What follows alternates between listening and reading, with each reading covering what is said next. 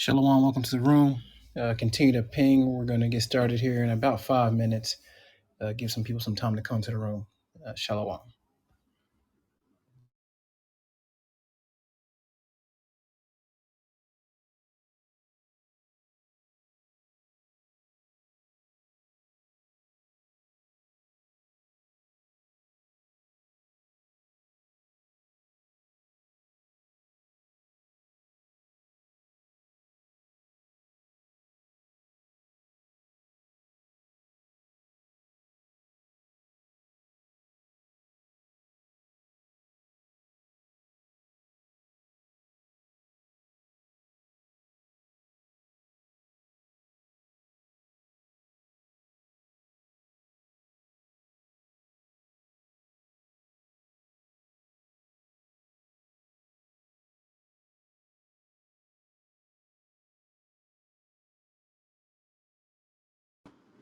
Hey, Shalom, King Ben.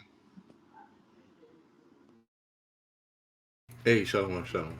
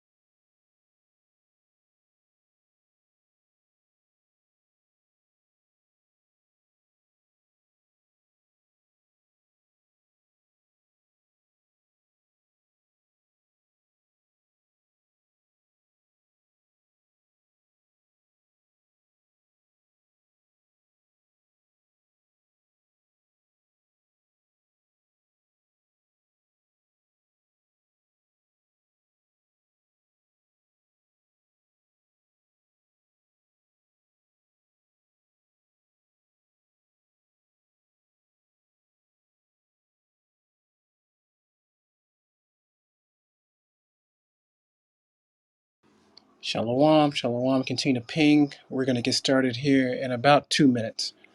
Share the room. That helps out with the visibility, and we highly appreciate it. So we have about 10 people in here, 3 shares so far. So if you can just share it, that'll be great. You don't have to comment. You can just hit share, and it'll just, you know, share it for you without commenting.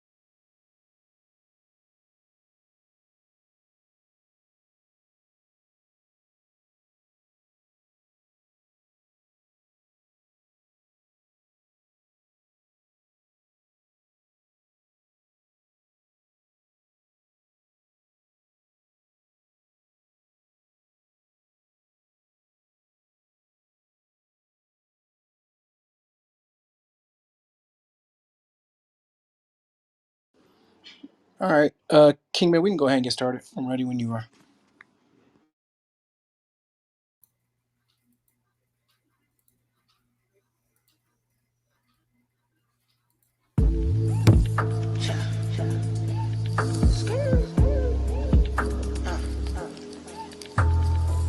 Better keep these laws, statutes, and commandments. What you gonna do in time of trouble? Better keep these laws, statutes, and commandments. What you gonna do in time of trouble? What you gonna do? Yeah. What you gonna do? Yeah. What you gonna do? Yeah. In time of trouble, yeah. What you gonna do? Yeah. What now? What you gonna do? In time of trouble, trouble is yeah. You better not, yeah. Trouble is yeah. In time of trouble. Shalom, Shalom. Welcome to the room. First, I want to give all praises to Yahweh Ba'ashem, Yahweh Shai. Shout out to the 12 tribes scattered abroad. Greetings and blessings. Welcome to tonight's lesson regarding Jacob's trouble. For those who are just joining us for the first time, or this may be your second time, this is a continuing series that we've been covering for almost, 2 years now? About a year and a half, 2 years. Episode 1, we covered what is Jacob's trouble, some of the things to consider from a biblical standpoint and a practical standpoint. Number 2, we've also covered various aspects of Jacob's trouble. We covered hyperinflation. We covered cyber attacks, EMPs, nuclear fallout. We covered various aspects regarding preparedness within Jacob's trouble, food storage, food preparation. Um, we touched on water storage. I've gone through my notes. We touched on that. We touched concerning bug out bags, skills that would be beneficial during Jacob's trouble, whether that's first aid, child care, bushcrafting, foraging, um, fishing, hunting, etc. We've covered.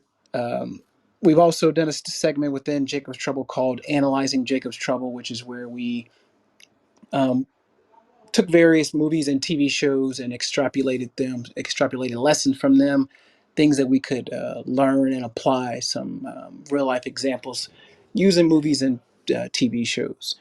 But tonight, welcome to episode 25 of Jacob's Trouble. Water is life. Do you have it? Water prep. So we'll be covering a lot of, this will be more of a comprehensive and a review for some, comprehensive, in-depth um, lesson regarding water preparation. So the general rule regarding water is one of the general rules of three. What are the rules of three? Okay, so you can survive 3 minutes without air, oxygen, or if you're in icy water, you can survive 3 minutes under those two conditions. You can survive 3 hours without shelter in a harsh environment, unless it's icy water, then that's the 3 minutes. You can survive 3 days without water if sheltered from a harsh environment. You can survive 3 weeks without food. That is assuming if you have water and shelter. So water is one of the main rules of three. So water is one of the most important resources man needs to survive. Unfortunately, is also one thing a lot of people forget to store or don't even think about in case of emergencies. Now, I did some research, and according to a survey conducted in 2012, as much as 53% of American adults don't stock up on non perishables in water. Me personally, I think that number is a lot higher than 53%. I think it's somewhere between, I say 70, 80, 80%. And reason why that number will be higher, I would say 70, 80% of people who do not stock up on non perishable water. Um, these people probably think they can just get clean water, portable, potable water. Potable just means drinking water. Okay, whether you get it from the surface, pond, lake, your tap just means drinking water. So you will hear some government officials or some news articles refer to drinking water as potable water. It's the same thing. Okay. So these people think they can just get clean water from the usual sources when Jacob's trouble kicks off. But this is far from the truth. The fact is that the water system may be contaminated, compromised, or even stop working altogether when disaster strikes. So, a power outage. We've all water typically goes out, day, maybe 2 days after the power is off, depending on certain circumstances.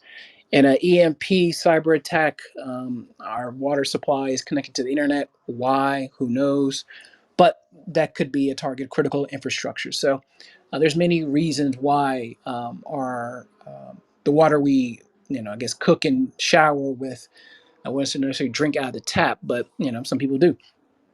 Will be contaminated. And looking at Mississippi lately, that's another reason. Just terrible infrastructure. So if and when that happens, where will you get your water? So in a survival context, a person can only last 3 days without clean drinking water.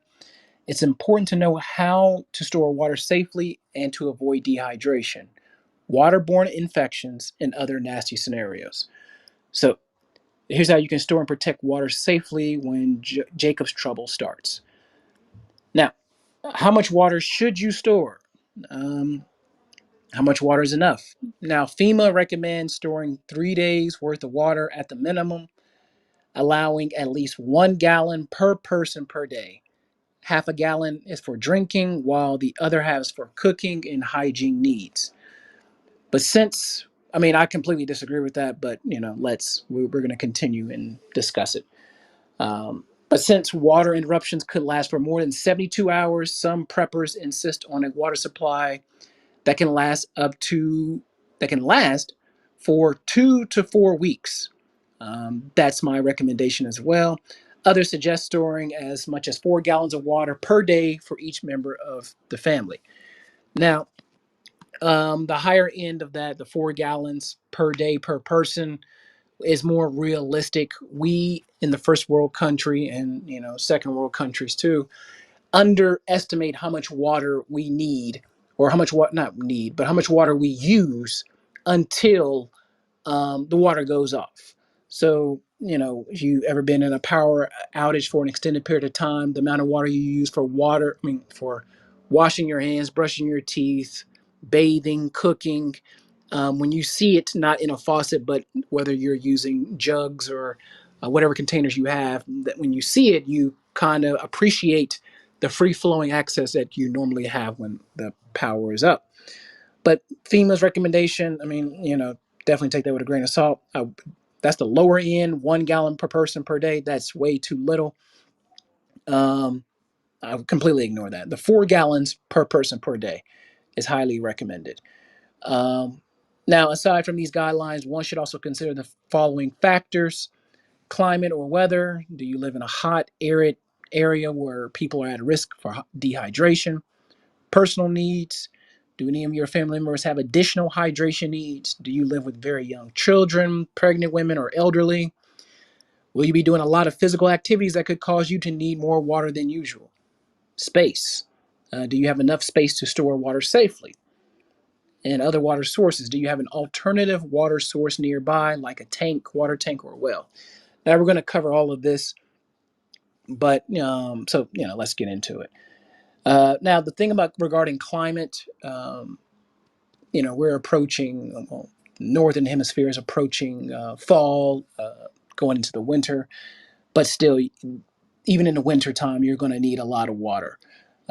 You will need more so in the summer, but the winter, don't think, oh, because winter's coming, I'm not going to need that much.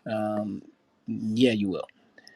So the bottled water will be for your, as you're planning your water storage or your water needs. um, you know the containers, of course, in the space that you have will be one of the main factors to consider when planning out your water storage, if you haven't already. Now, bottled water for short term use.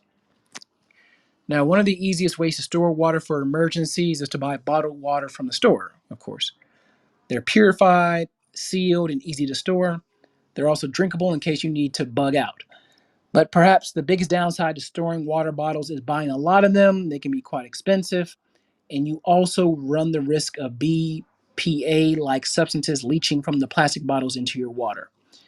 Using water bottles is a feasible option when you're in a solo short term survival situation, but you might want to look up other options if you're going to store water for longer and for more people. So with the Nestle 24 pack you get, I do not recommend storing those for long-term use. I've tried it, and the plastic becomes flimsy over time. It starts to degrade. It does. I don't, the bottles become flimsy, and when you drink it, it tastes funny. So I believe, that's the BPA leaching through the bottle. Um, Now it doesn't degrade where it's biodegradable and disintegrates. No, but it starts to lose its form and things like that. So and they sell a lot of them. The stores sell a lot of those type of water packs. So I don't think the Nestle is going to invest in a lot of plastic to make sure they're BPA free, because the bottles don't say that, and that they're made for long-term storage. So those are really made for short-term storage. Not a bad option, but don't store those thinking those for long term. If you are, feel free to consume those and give them away if you have a lot, but they're not really made for long term storage.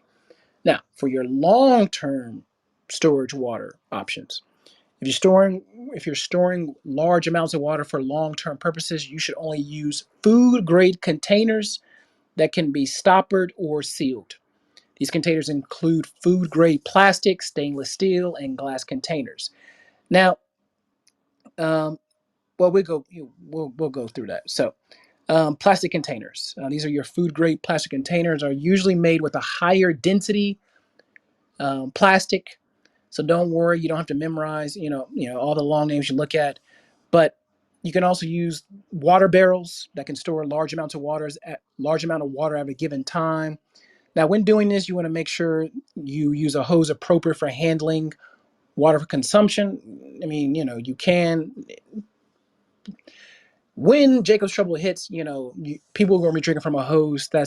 We're not really thinking about getting cancer at that point, but just something to consider.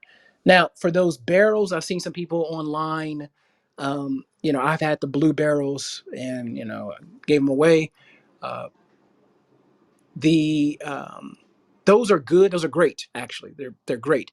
One thing to consider whether you're using the blue 55 gallon drums.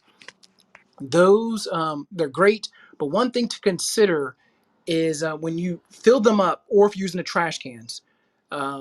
If you fill them up, it's make sure that the sun is not directly on them. That is something very important that some people forget, because that water, not the sun, I mean, not the water, but the sun is going through the barrel, and bacteria can start to can form. So you want to make sure that if they are in a non-shaded area, that you put a cover over them, or a plastic tarp or something, but don't leave them out in the sun exposed. So one second, I forgot to post this. Um, One second. Now, everything I'm saying, here's a video that kind of goes into not necessarily more detail, but just gives you visuals. You listen to this guy's video. The one, if you see the thumbnail, not the one on the far left, but the one next to it. That's a 55, they have 30 gallon and they have 55 gallon water drums. Those are great options. Now, when you get those, you're going to have to get a key. Just look up water drum key and a hose to pump out the water. They are fairly cheap. They're not expensive, but you're gonna have to get something to pump out that water. Once you fill that thing up with 55 gallons of water, it's not moving anywhere. You're not gonna be able to tape it over and try to get some water out. So just get just look up water pump for water. Um, uh, Drum barrel. You'll see them on Amazon. Just get that and get the water key, because it has like a little plastic top that locks, and you're not going to be able to turn it with your hand. So just get a key, and that's how you make sure it's sealed. But whatever your option is, the first three, starting from the left, those you want to make sure they're covered. Um, the one on the right, we can discuss that's for more. Those are water bricks that we'll get into. But plastic containers. All these are plastic, but they're very good. Now, whatever container you use, one thing you want to do is put a label on it. Okay, so water technically does not have an expiration date. What makes it go bad, air quotes, are external contaminants like harmful microorganisms, chemicals, debris, etc. So to keep your water safe, make sure it's appropriately sealed against contamination. And like any item in your pantry, put a label on it on the container. Note when it was initially stored and what you treated the water with, if you did. So for mine, I use a water hose to fill mine up. I didn't. I put the date on it when I did it. and I didn't add any chemicals to it. I mean, I would use those, the 55 gallon drums. I would use those for, I guess cooking. Yeah, you could. So you're boiling it, but more so for like sanitation and hygiene. But we're going to get to water filtration and purification later. So uh, if you do add some, chlorine or bleach, um, make sure you put that in there. Okay. So put a label on it. If you added anything, put the date. It's also important to rotate your stored water. If you don't think it's an ideal for drinking anymore, don't throw it out. You can use a stale water to water the plants, wash your car, stuff like that. So you can, I didn't rotate mine. I used it when I needed it, and when I moved, I dumped it out. But I guess that recommendation would be more so if it's been 5, 6, 7, 8 years that you put stored that water. It's probably be good to rotate that out. Now, one thing about water, we should know, this is more for health purposes. Clear doesn't mean it's clean. Okay. Now, what makes water storage different from food storage is that water can quickly go bad without you noticing it. Now, here's a rule of thumb regarding water storage. Just because it's clear doesn't mean it's clean. Impurities like sediments or debris could indicate that the water is not safe to drink, but its more dangerous threats are which are invisible to the eye. So this would be good if this is good to know if you're sourcing water outside your house during Jacob's trouble and you have to go somewhere. The water could be riddled with microscopic contaminants like waterborne bacteria, viruses, and chemicals. So don't take it at face value. When in doubt, purify it before consuming, or don't consume it at all. Now, so let's get into before we get into water purification. Let's continue with storage. So I know some people live in apartments, they don't have a lot of space, things like that. Now, the ones on the far right, if you see the thumbnail, the ones on the far right, they're called water bricks. They can store up to 5 gallons of water. Some have, they're like 3.5. They're different sizes, but they're stackable. So that's the good thing about them. You can place those under your bed. You can stack them up in your closet, things like in the back of your closet, things like that. So that's the option if space is limited. Okay. So, one thing with storage. Now, I guess let's go through another storage option.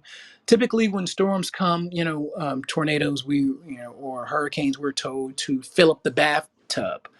Now, that's a great idea, excellent idea in the event where we are under a cyber attack or the power goes out for an extent, the power goes out.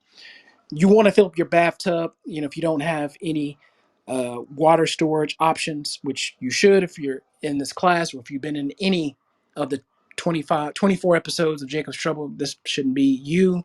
However, if you're new to this, um, you know, that shouldn't be that shouldn't be an issue. But however, some people aren't, or they are new to this. So filling up your bathtub, or even if you have all these water options, you have the barrels and the drums and the water bottles, all that, you still, as a first option, fill up your first thing you do is fill up your bathtub as soon as possible. Now, we're told that in an emergency, but some of the problems with that, it's a great idea. You should do it.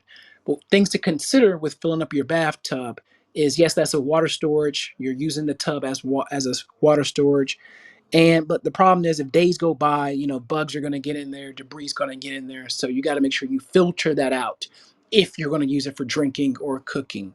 Well, if you're going to use it for bathing too, yeah, you should definitely filter and purify it. But there's a thing called the water bob. Just go to Amazon. You can't post Amazon links here. Go to Amazon, type in water bob, BOB, and it's a plastic bag. Yeah, it's a plastic bag that one end you hook up to the water faucet in your tub, and it fills up to the contour of your tub. It fills up to be about 50 gallons, I think maybe 50 or 100, I can't remember. It's a pretty large number. So of water, and there's a spout to where you can pour the water into a container, outside container, bowl, cup, whatever.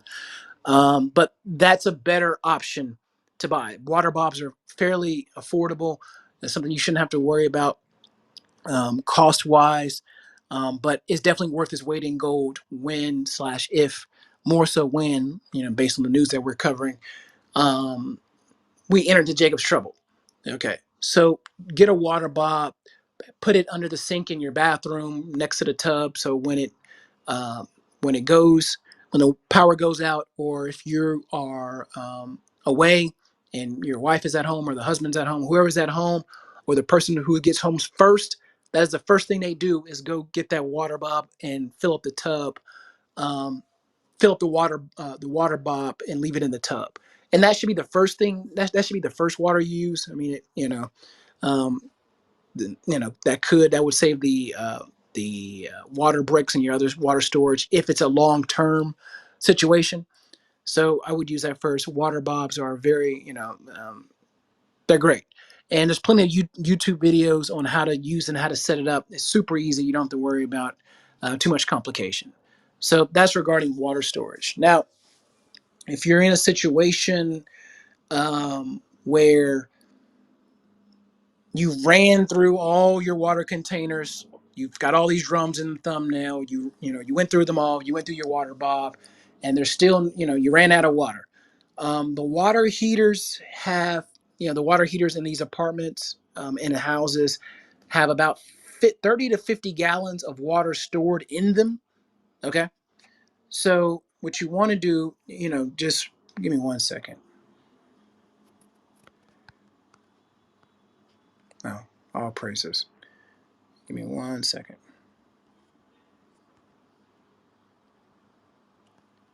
Let me post this video. This is just one. Um, there's plenty of them that are shorter and whatever. Here you go. How to drain a water heater. Now, with this, I would use this as an absolute last resort if you're in your house or you're in an abandoned house or something like that, and you got to get some water. These have between 30 and 50 gallons of water in them. This guy, I haven't seen this video, but they all, I'm pretty sure you're gonna say the same thing as the video I've seen. When the guy explains it, he said if you're using this for drinking or whatever, or let the first few, I guess, pints flush out because the sediments of the water heater, if it's old or whatever, or rust gets in, let some of the sediments flush out, and then you can use it. But still, in this situation, I will still boil it, filter it, purify it. So when I say filter, make sure your house or your bug out bag has some coffee filters.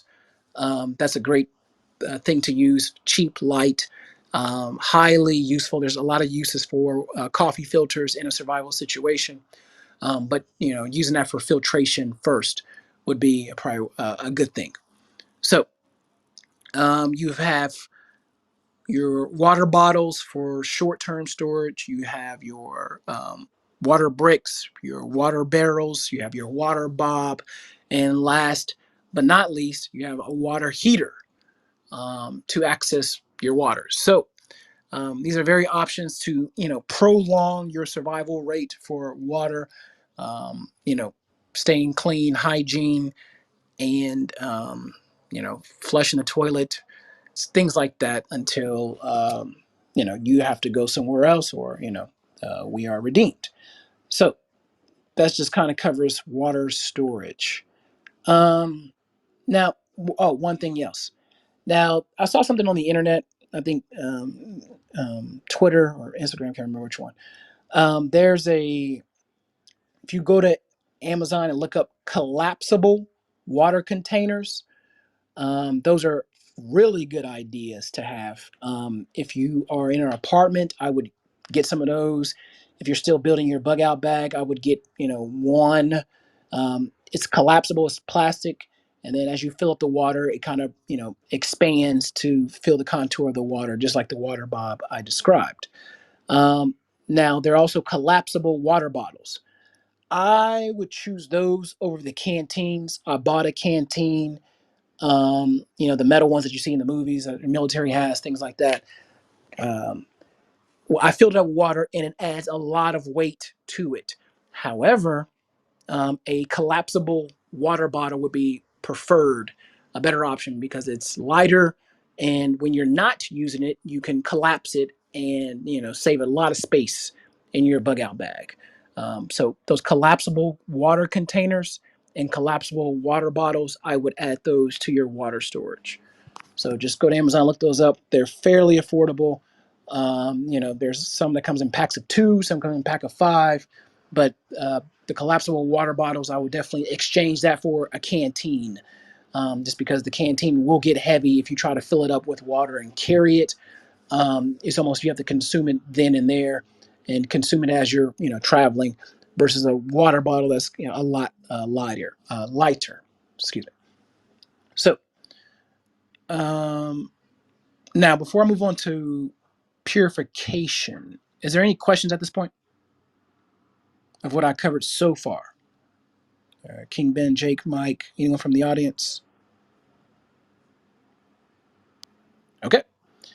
So, um, there's 2 more things I want to cover with water storage. Okay. Um, one thing about water storage or sourcing water before I get to purification, I'll say purification last because purification is assuming you have water in the first place. So we have water storage. Let's cover water sourcing. Now, the bathtub, the water bob, the water heater, okay, swimming pools. Those are another place to source water. If you live in an apartment complex, you might want to make a trip down to your swimming pool and have your collapsible water bottle or something to fill up those containers and take it back to your apartment. Or if you live in a complex that has a swimming pool, that wouldn't be a bad idea. Again, make sure that you filter it. So, if you have a pool in your backyard, that's going to be its weight in gold when um, the water uh, during Jacob's trouble. Now, although it's got a lot of chlorine, it's pretty unsafe to drink. You can use the pool water for washing, cleaning, and flushing. Okay. Another idea would be an inflatable pool can be an excellent alternative if you need extra water storage for sanitation. So, if you have a inflatable pool, you ran upstairs, you filled up the water bob, and then you go outside and you fill up the inflatable pool. Of course, if you have an apartment or you have very small space, um, that's may or may not be an option. I wouldn't, you're not gonna. This person didn't make it at Jacob's Trouble because they didn't have an inflatable pool. That's not the case. But if you have this space, that wouldn't be a bad option to do. Um, you know, so just something to consider. Rainwater collection. Okay. Now, let me post this video really quick. So if you're doing rainwater collection, it's a great idea. I would let me just post this video first. 1 second.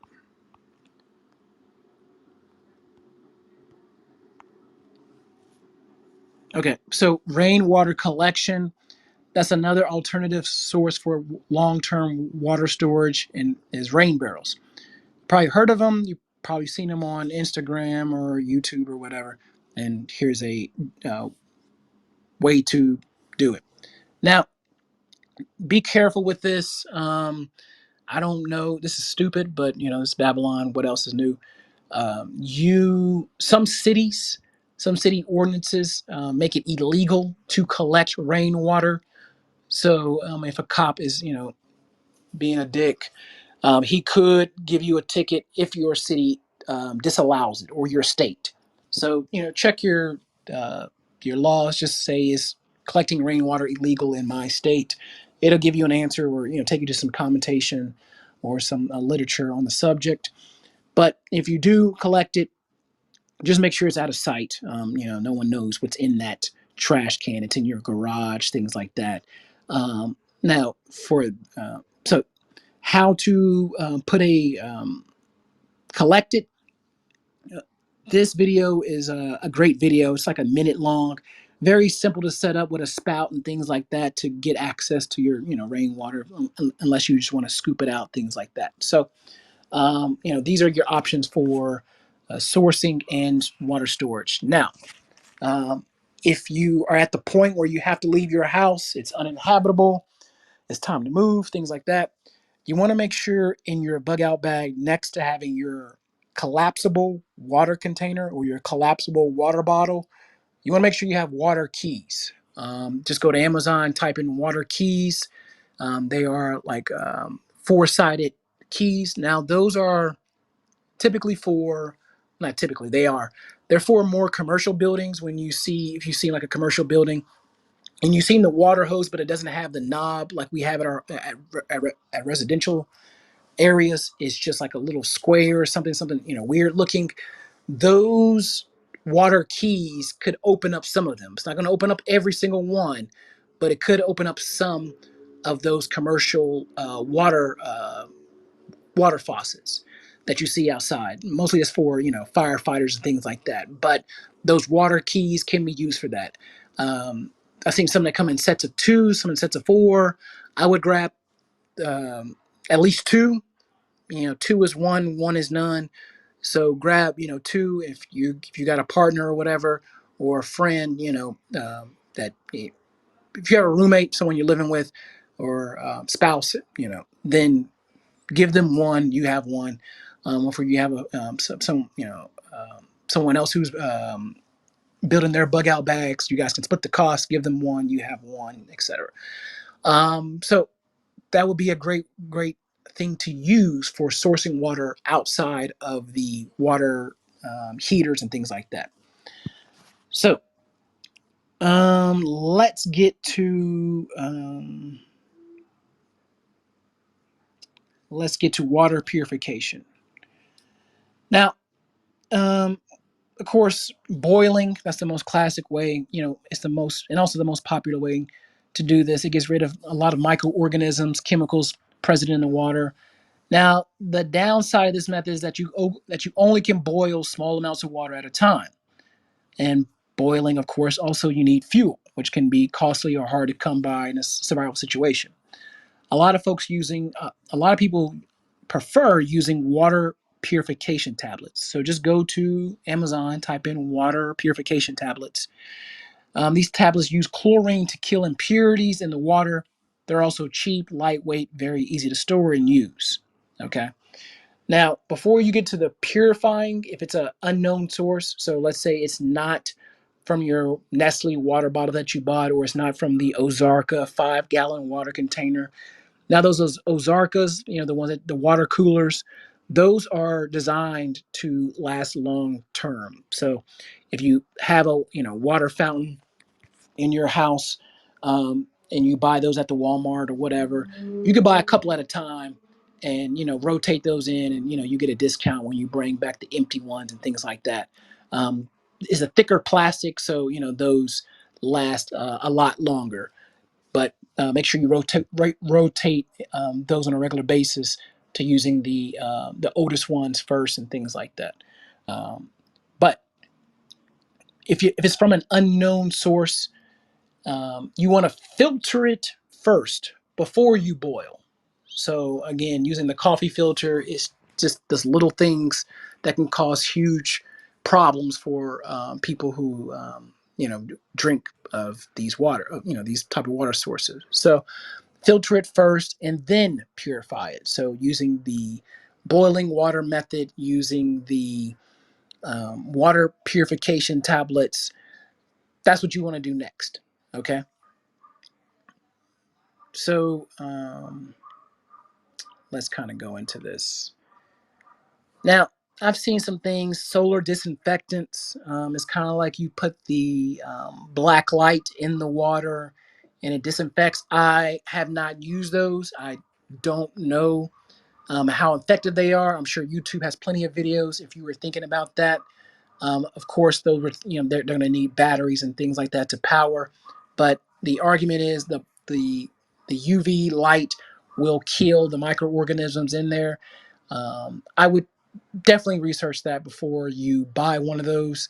You don't want to waste money and then use it and then you get sick anyway. There's no 1-800 number to call and no customer service during Jacob's trouble. So just do some little research on that. And if it works, great. I would put it in there. I mean, it's it's another tool in the tool belt. Okay, but that's what solar disinfectants are. That's what they're supposed to do. Now, within that, also the life straws. I've seen those. Those are popular. I would throw one or two of those in your bug out bags. Two, one for you, one for someone else who's with you in the same house who's building their bug out bag. I've seen those work. I had never been in a situation where I had to use them. But the reviews are good. The experiments done on YouTube are really good. I still wouldn't, experiment with it. That'd be like a last solution. The way to prime them and prep them are, the videos are, there's tons out there. So they're called life straws. I would get those. That's just another way to purify the water before drinking it. Now, if you're in the house and you have to, um, you know, you ran through all your water, but you still have this unsourced or this unfamiliar water, whether it was from the kiddie pool outside or the rainwater, things like that. One thing you could do is the Berkey water filter, Berkey water filters. Now, these are very expensive, but they're very good. Let me show you. You've seen these. Let me just post this video so you can see it, and then I'll show you how to do a DIY. One second. So these Berkey water filters, it's like the metal ones, um, really good. Highly recommend. However, they are expensive, and I'm sure the number one con in that one is the price. What they use charcoal to filter out the water. But let me post this video.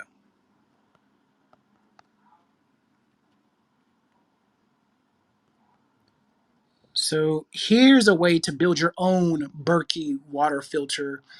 The filters you can buy anywhere, and you can do it yourself. So this will be, again, if you're in a house or in your house, this is a cheap way to get two 5 gallon buckets and, get the water filters, and, you put the water at the top, and then it goes down to it gets filtered from the charcoal filters, and it goes down to the bottom, and it's drinkable.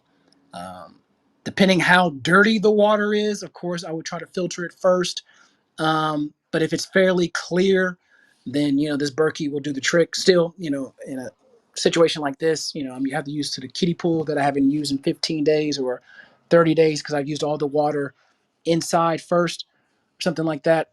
I still would run it through a boiler if you have power. Now, this is an additional option. There's a Israelite. He has a prepper channel ish. He talks a lot about prepping. He did one of these, and it was easy.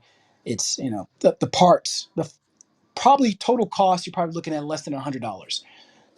With a Berkey, you're probably looking well at $200-300, $350 for the whole entire setup. This does the exact same thing. So in a lot of second world countries, they have these type of clay pots and things like that act as a filter. You definitely can taste the difference between the before and after filtration process. But these are another option. So you have your water source that's filtered and ready to go. To set it up is super easy.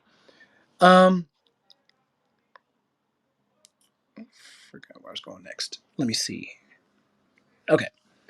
Now, your Berkey water filters. Now, another filtration, or this is maybe more purification, um, is chemical filtration. So you have your water tablets, which I would get those. Now, again, do your research on this because I haven't had to use it. Yes, I'll tell you if I if I had to use it or not. But this chemical filtration, iodine, um, from research and from what I've read, iodine, does purify water. So you want to put 5 drops for, equal 5 drops in 1 liter or 1 quart of water. If the water's cloudy, then you use 10 drops and let it set for 30 minutes. Now, if it's cloudy, I would run it through a filter first.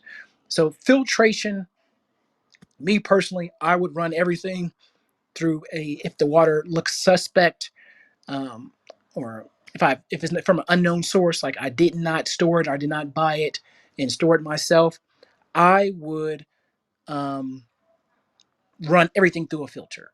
Coffee filters. You really can't get too. You really There's so many other sources or uses for coffee filters besides filtering coffee.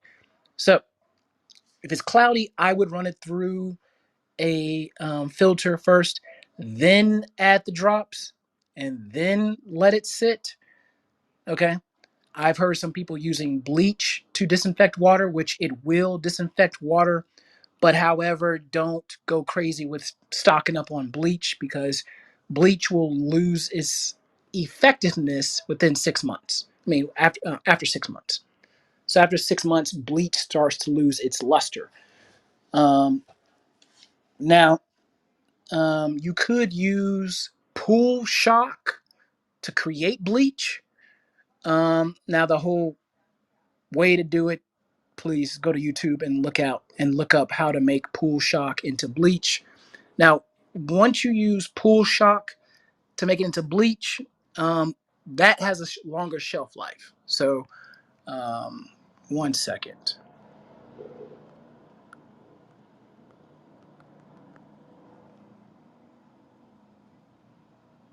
Um, no, that's not it. 1 second.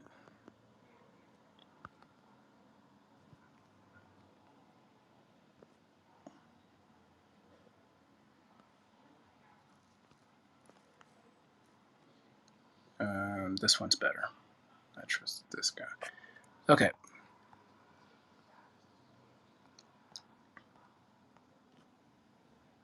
Okay, I knew what I was going to say when I lost my train of thought. Now, how to make bleach from pool shock to treat water after shit hits the fan. Shit hits the SHTF. That's what white people call Jacob's trouble. So, this video, he'll teach you how to do that. So it's good to know if you have to do it, but I would not instead of doing this, I would do this instead of stocking up on bleach, because again, bleach will lose its effectiveness after 6 months. Okay. So if you're trying to store these chemicals long term, I would do pool shock because it has a longer shelf life. Okay. Now, another purification is distilling the water. That is another way that we could use, because we're all going to be going through this in some form or fashion. So let me look up this. Let me type this in.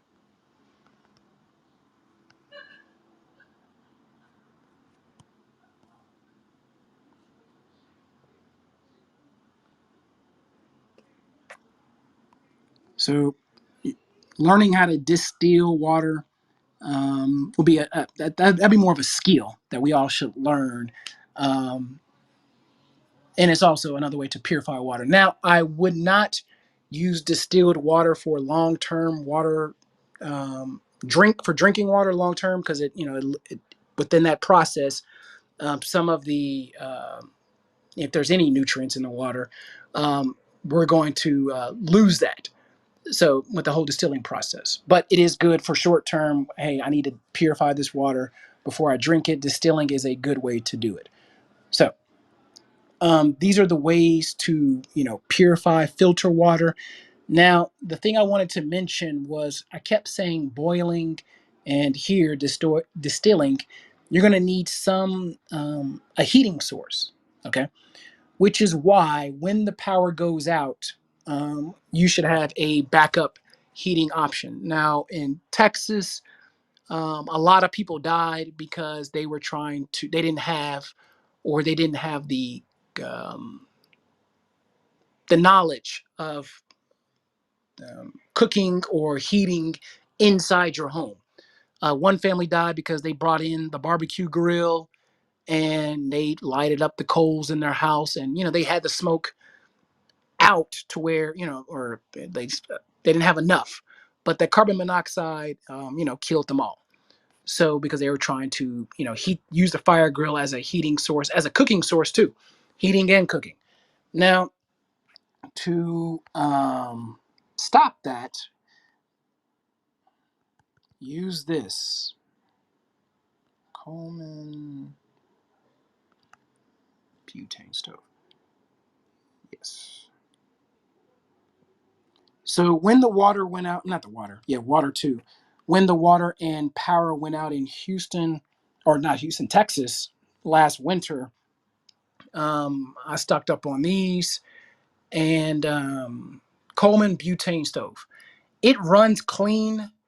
We use it for short term, just making some coffee, making some noodles, things like that. It wasn't burning long, but these is perfect. It's great. I highly recommend it. I used a lot of it, and it was definitely worth its weight in gold when the power went off for 3 4 days. Don't remember how long, but also for boiling and distilling, you're going to need a heating source. So um, typically, when we talk about this type of preparation for water, the assumption is you're going to be inside your home for a certain amount of days. Um, if some reason you can't be at home, you're somewhere else, or you're out in the wilderness, we'll cover that too. But this with the water bob, with the water barrels, with the rain barrels, with all of that, we are assuming you are at home. So if you have not already, Coleman butane, or you can get propane, it doesn't matter. I prefer the butane. Um, we cooked it inside the home. We still left the door open just in case, because you never know, to kind of let in some of the air. But we cooked it at home a few times before the storm and after. And, great energy source, easy to set up. It's lightweight, things like that. So, um, you know, hopefully that is helpful. Now, let's assume this is in a everything I covered so far is you're at home, you're in a shelter, you're able to um, grab water from some source and able to process it somehow. Now let's assume, because this is a very fair assumption, let's assume we have to leave our house at some point. How do we get the water? If we ran through all the water heaters and everyone in the neighborhood, we've tapped out all the water from the commercial buildings using our water keys that we bought from Amazon, um, other sources. So this is typically if you're camping or outside, you have your running water versus your pond. Your running water would be your lakes, okay? Not your lakes, excuse me, your rivers. Your ponds would be your, the still standing water. Okay. In both cases, you want to do the same things I've talked about before. Filtration first, then purification. In the ponds, there are way more things to consider, or you need to pay attention to if you are going to do standing water. Um, it's You want to make sure there's no dead animals around, because that water's you I would be scared to run through every single step of purification and still drink it. But again, if that's all you have, you first and last, you want to pray over that. But um, that's one thing you want to consider if you have the option of being picky. Is if there's dead animals around, I wouldn't drink that water. If there's no vegetation, talking about grass or weeds, I probably wouldn't touch that water. It's probably contaminated in some source, some way that filtration and purification probably won't help. The weeds and vegetation would be more of a key than anything else. Is if things around it are dead, and it's in a time where things are alive and things, the grass farther away is green. I would probably stay away from that pond or that water source. It probably has some uh, hazardous chemicals, so to speak. Now, with but assuming that's not the case, it's green around. There's no dead animals. You checked. Then you go ahead and go through that water. I mean, filtration purification process. Now, the iodine, the pool shock, the water purification tablets. That's in case you don't have a water source. I mean, you don't have a fuel source to boil it. I would do the boiling first, and then the water purification, uh, the chemical way. Okay. Now, for some reason, if you are in an ocean or have to access ocean water, it has been said that you can distill ocean water into drinking water, because when you're distilling it, the salt is dense, so it stays. It doesn't get distilled. It doesn't salt doesn't turn into a vapor and then back to a liquid. So um, you know that could be an option. And of course, rainwater would definitely be the option that we would definitely take advantage of. So those are for your outdoor sources. Now, if you're in an area, a wooded area, and you see um, animal tracks, I would definitely follow those animals. Typically, they know where the water sources are. They would frequent those water sources often, or you could use those tracks for hunting or anything like that. But that would be another tip to having your memory bank if you are looking for water sources. And of course, with all this preparation, we are depending on the Most High to provide for us and guide us. But we just want to make sure we do our part to make sure that we are knowledgeable and prepared as much as possible. So, with that, I'll yield at this point. If there's any questions, feel free to uh, raise them or put them in the chat or DM me or anything like that. So, with that, I yield at this point. Brothers, if there's anything you want to add, feel free. If anyone has any questions, you can raise your hand, but I yield.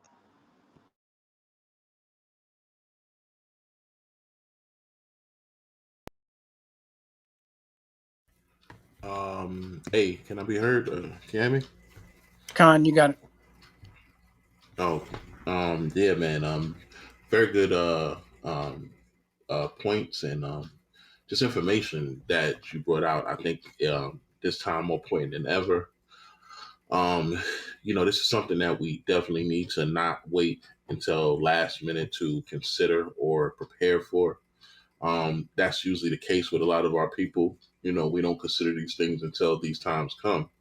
You think of the desperate times that our people experience. If you go through the book and think of like the siege of when our people went through the siege, as well as when in the time of Judith, um, the water supplies cause our people to go through desperate to resort to desperate things and desperate measures, so to speak. And we see that we're in this time, that we are moving towards with everything that's happening throughout the world, famine and everything right now. And at least in this country, we talk about it every day during the news. More and more cities, their water source, and mainly our areas of Israelites, is being attacked, and blamed on natural disaster and mechanical failure, all type of mishaps. But we know that, as Leo said, a water source is, uh, that's a life necessity, right? It's not like so much of where you can compromise with food in certain ways, but you only have a certain amount of time that you can go without water, right? So it's something that your body actually needs, right? Especially as we've been seeing record temperatures um, um, throughout this summer, every summer being hotter than the last. Um, so it's definitely something that you need to invest in, right? invest in a way of being able to obtain water off of, you know, the public entities that provide it, a way to go around that if necessary, right? A way to purify already, used water or water that might not be necessarily suitable um, at the time, but you can find a way to purify that water or clean it. There's a lot of tools out there that you can invest in for the little money that you spend on, bottled water, right? You can you can actually get a water filter, right, and save some of your pennies and invest in something that you can store up to be able to filter water. It's just victory favors the prepared. So, you know, um, you don't want to have to be dependent on the mere enemy that's trying to poison you. Should and when those and they will. So I should say when those time are show themselves. Each of these cities that have been suffering through these and Flint is still going through it, but now you have Jackson, you have New York, you have Baltimore, you have several cities that's dealing with this now. So, um, don't wait for it to hit your city. Take it as a lesson and, prepare yourself now, be able to find a place to store up water and also be able to clean that water as well, or clean water. So definitely good lesson, good, good review to, for our people tend to we're last minute people. Our memory is short, and Esau will be waiting and ready, as the Bible says, when that time comes for our people that's willing to, give in for something that they could have been preparing for all along. So, the water for that, the water for this lesson, King. I yield.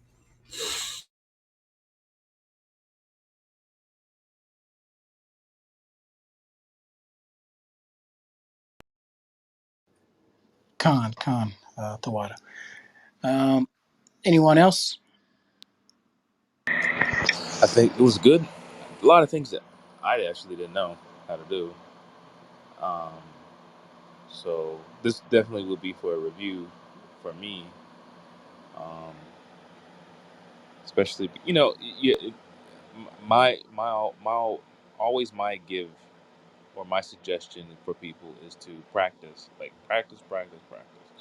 You have to get that muscle memory in. You have to get the experience of buying the tools or the things that you need to actually perform the process of water purification. When you order something on Amazon, like a live straw, whatever the case may be, to be able to test it in a water source, actually go out and learn how to open it up and use it properly. Because you might mess it up the first time. Buy two, so you have a spare one.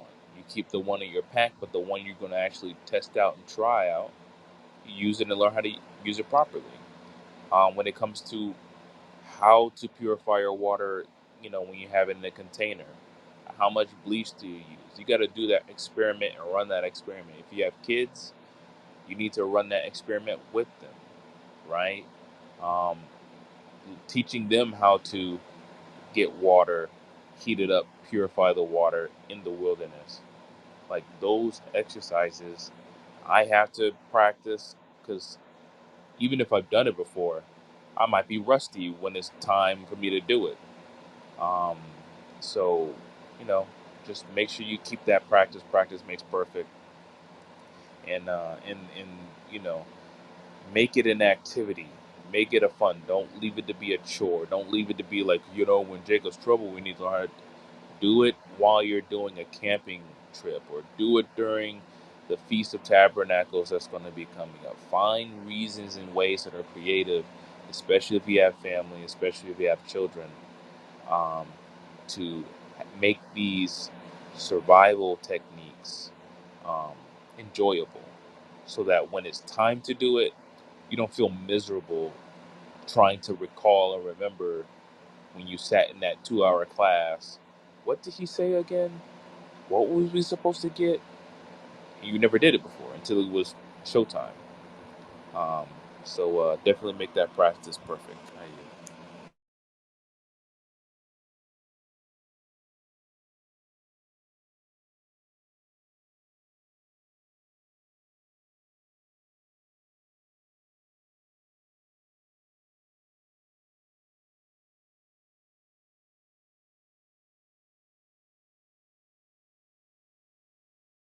Okay.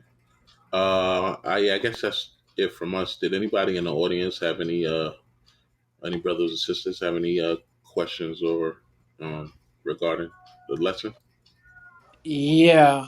Um, someone had a question. Let me read it. Someone said, I bought a water filter, so if I pour my water through it, do I need to add anything else to it after to drink it or use it for cooking? And then they put the name of it is Pure Maxim Filter. Let me look that up. It's a good question. Um. Oh, okay.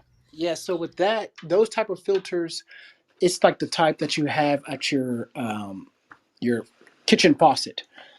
Now, um, day to day, I mean, if you've been drinking out of it, using that, it would be okay. Just make sure you change out the filters, as needed.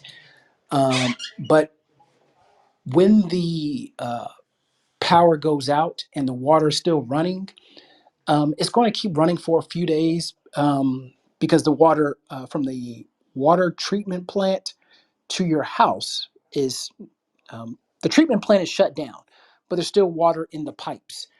So though the water that's in the pipes um, probably will be treated. I'm not sure exactly how many pipes it goes through before it gets to your house or how much treatment it goes through your house. Um, so after the power's been out, it'll be I would say like the first few hours, the water still may be fine.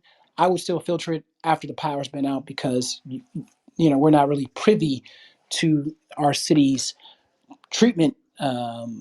I guess supply chain, like when they're recycling the wastewater, what's the process of filtration purification until it gets back to the sink that we're running. So during a power outage, I would probably boil it just to be on the safe side. But especially now with this, especially after the power's been out for 4 or 5 days and the water comes back on, I would run it through a filter. If you're talking about drinking and cooking, definitely. Showering is be difficult. You would you take a chance because um, that filter, or you could get a shower filter, kind of like the same setup that you have. You can get a shower filter, and um, that would help with the purification process. But that water coming through the pipes the first, I guess, few hours or day before when the power comes back on, that's probably not a guarantee that that water's been ran through that treatment facility. Even though we know the treatment facility, the chemicals they're using are not good for us anyway, but since we're been conditioned under these environments, drinking water that is not um, been treated will probably make a lot of us sick, especially if there's like debris or any microorganisms in them. But that's a good question. Um, Um, Leo, was you talking about so like okay, so say um the because I'm a person that I always use a filter. Like I don't use anything but a filter. I just can't do it. Like brushing teeth or anything like that. Now, showering, I necessarily don't. But in the drinking of the water, so if the water is filtered, um, what is like the level that because I would say that they do show like if they do comparison tests. You go on YouTube, a lot of preppers they go through these filters to see just how much does it do. Does it it does, how much it filters out of the toxins out of the water. But what would you say, like, as to, would it still be good to filter it, like, if like the treatment plant goes out, or if the power's out, say you have like a blackout that's out for days, and so would it be better to filter it and then possibly boil it, or just the filter itself, or you just would have to check on how much it can, what kind of filter you're using, if you understand what I said. Right. So the scenario is that the power's been out for 3 to 4 days, but the water is still running. The reason why you're filtering is to remove any sediments or debris. A coffee filter or whatever the type of filter is not going to remove microorganisms or chemicals. It's not going to do that.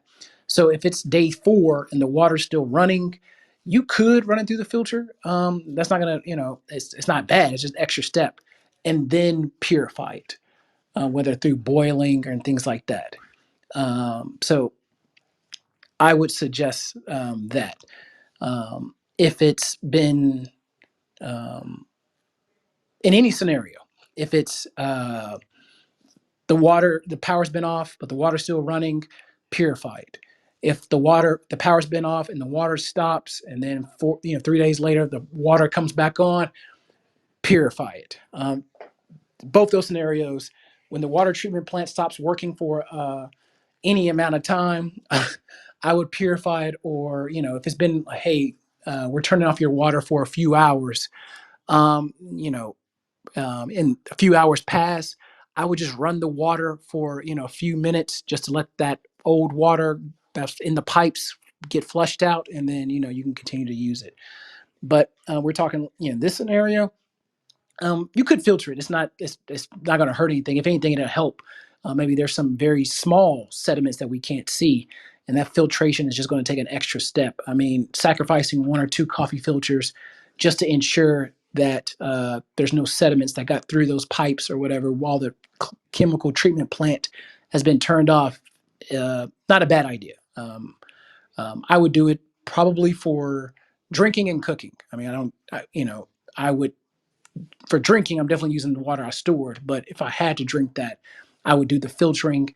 And if I was cooking with it, I would do the filtering first as well, if that makes sense. Con. Con. And these little steps, as Jake said, if you don't, I mean, you could practice, but make sure, like, I mean, yeah, it's not a bad thing to practice this filtration purification process, because um, the filtration is a little step that we forget because we're not used to it. We don't filter water on a regular basis. So it's just this thing that you like, oh, the water's back on. And then we go run to it and start drinking it and splashing it in our face and things like that and start cooking with it. That could be, that could definitely cause some waterborne illnesses. But just the simple steps that we forget could have pretty big effects on our health and things like that. So that's why you want to kind of go through it, and when it happens, when the power is out, you're not panicking. You've okay, step 1. Or if you just like, I refuse to practice, at the very least, create a step-by-step checklist. um, um, the step-by-step checklist is still not going to be better than the practice, but we understand people are working. You got other obligations, but this should be part of it. But at least do a step-by-step checklist of filter it, purify it, drink, things like that. So when you're going through that, it limits the stress of you. Oh, I forgot this. Oh shoot, I wasted 10 gallons of water because I didn't do this. So going through that, creating a checklist. Step 1, fill up the bathtubs with the water bob. Step 2, go outside and fill up the kiddie pool or whatever. Step 3, take an account of what water we have, things like that. Um, that little checklist of things to do. will limit the stress, because stress will be a factor that all of us are going to deal with in some form of fashion.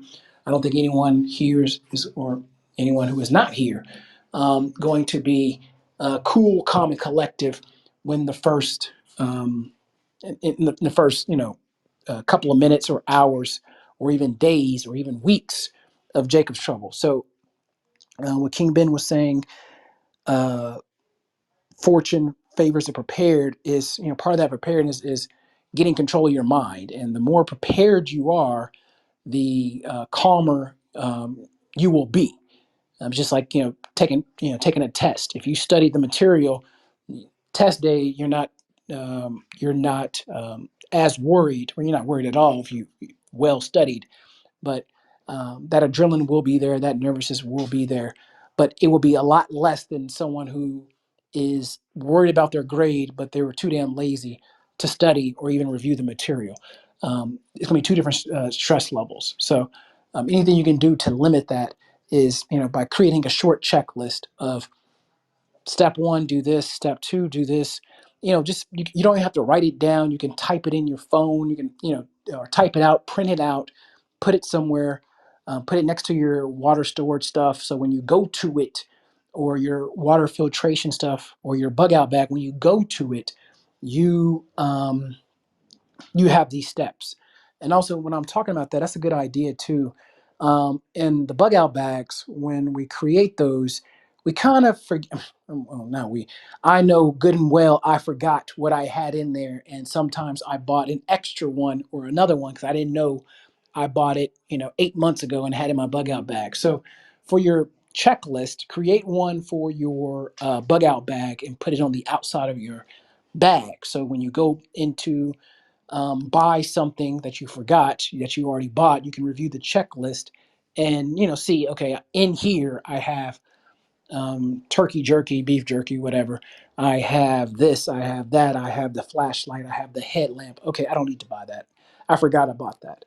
And that'll also save you time to having to go through it every now and again to go through it, because you already know what's in there because you created a checklist. So that's an idea I just thought of, as the Lord gave me this idea as I was talking about running through a checklist for this water preparation. But that's a great idea that we should take advantage of, to help limit the stress. So but with that, I yield. I don't have anything else. It appears there's no more questions.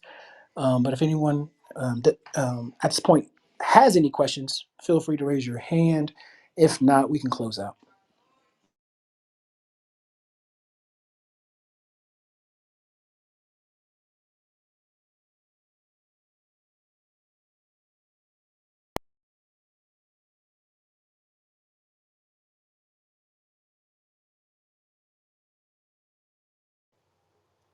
Okay. Yeah, yeah. In time of trouble, yeah. What you gonna do? Yeah. What now? What you gonna do? In time of trouble, troubless, yeah. You better not, yeah. Troubless, yeah. In time of trouble.